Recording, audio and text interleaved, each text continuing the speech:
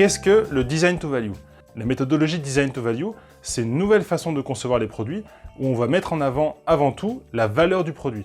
Lors de la conception avec une méthodologie Design to Value, on va découper le produit en fonctions, en performance, en coûts, et cela permettra d'avoir un vrai outil d'aide à la décision pour par exemple savoir comment j'augmente la valeur de mon produit sans baisser les performances, comment je baisse le coût en baissant les performances ou en augmentant les performances. Et ça peut s'appliquer à la fois sur la conception d'une voiture, d'un portail de sécurité, d'une maison ossature bois ou encore d'un autocuiseur pour aliments de bébé. La méthodologie Design to Value, c'est concevoir un produit en ayant pour objectif l'amélioration de la valeur du produit. Parler de valeur du produit revient à parler des notions de coût total, cadre d'usage, fonction et performance. L'objectif est de découper le produit en différentes fonctions et chaque fonction sera définie par une performance et un coût. Et pour préciser, j'ai parlé de produit, mais ça s'applique également au système.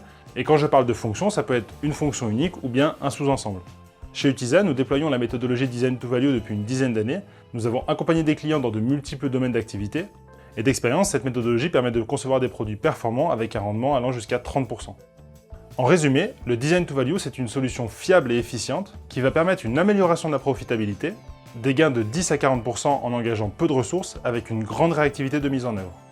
C'est pourquoi le comité stratégique de filière, le CSF, a mis en place un accompagnement pour sensibiliser les acteurs de la filière à la démarche Design to Value. Au programme, un webinaire interactif de 2h30 pour comprendre les grandes étapes de la méthodologie Design to Value, qui sera suivi par une formation en présentiel pour entrer dans le détail de chacune de ces grandes étapes. Et dans cette formation en présentiel, nous aborderons des cas pratiques, des problématiques réelles et nous répondrons à vos questions. Les webinaires se feront en visioconférence par groupe de 10 personnes. Si vous avez des questions, n'hésitez pas à joindre la coordinatrice de projet Gwenaëlle Poupeau à l'adresse qui s'affiche ici. Et nous vous disons à très bientôt pour le webinaire en ligne.